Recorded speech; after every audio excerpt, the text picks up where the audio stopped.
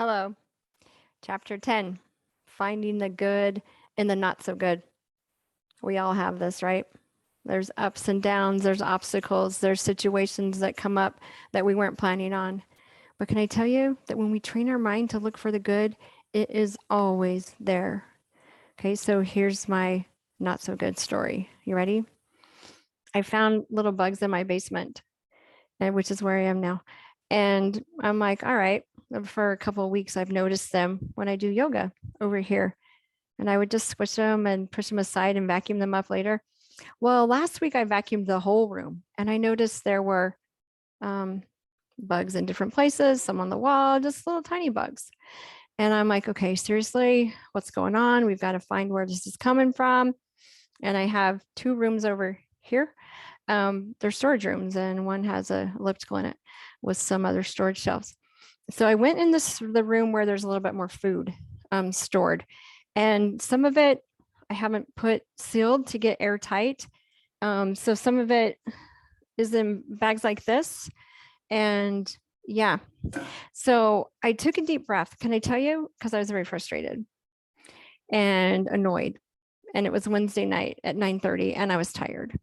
And I'm like, crap, we've got to find where these bugs are coming from. So I just took a deep breath and I stopped for a minute. And then after I had vacuumed, okay, so I did vacuum up as much as I could find in there. They were on the shelves that I have in there. They were all over the place.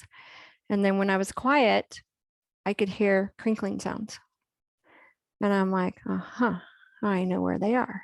And so they were on the top shelf and they were in the red bag of beans like this. So I carried them outside and opened it up the next day so I could take a picture and see all the stuff that was happening in those beans. So these are it. These are dead, little tiny bugs. Gross. Okay. They're still in my house. Even though we're taking stuff off the shelves, I'm vacuuming, I'm cleaning.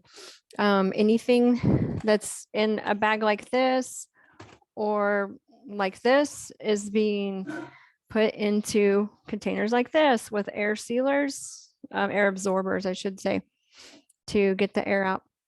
So anyway, lots of work, right? These are Anasazi beans. You can get them in New Mexico. They're really good. So anyway, this was not on my list of things to do. I was trying to minimalize, have a garage sale coming up this Saturday, cleaning the food storage room and doing all this crap. Not on my list. So I have a choice in how I'm reacting. And that's why I felt to do this video today, is to show you the power of our thoughts in getting us the results that we want. Okay, I could have stayed frustrated. I even called the company and I'm like, really? I do wish that they would help me figure out what kind of bug this is so I can learn more about it and figure out how to get it extinct. Anyway, I'm figuring it out. I'm working through it. Yes, I'm frustrated. Yes, I'm a little overwhelmed, but I'm looking for the good. Okay, so I've been able to, we got a lot done last night and I got the help of the teenager and husband. So I learned how to use an air sealer for stuff like this, chia seeds. So no more loose containers, no more half open things. Everything is now, even food, did you know, a little side note, like I had almond flour that was going to expire. So I sucked the air out. It's going to last a lot longer. All righty. So lots of work. Was I planning this part? So yeah, it's just working through. Okay.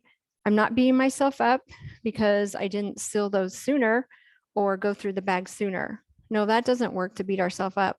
I'm just like, all right, what can I learn from this?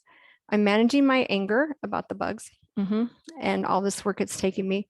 Deep breaths and just knowing, hey, that's okay. Look what I'm doing. I've been wanting to do this for a long time anyway, to go through everything in that room and take it out and only put back what we need.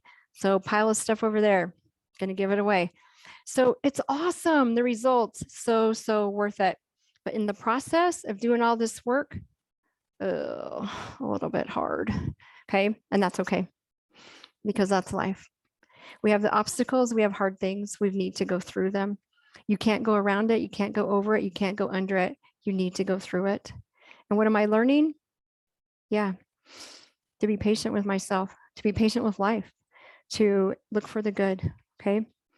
So it's okay that I'm doing this because I'm getting the results I want. and I'm figuring it out, and slowly but surely, step by step, okay?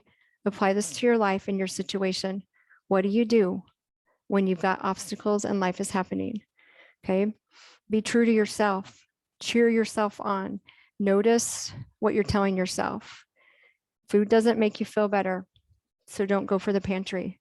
Take a deep breath, go to your journal, go for a walk.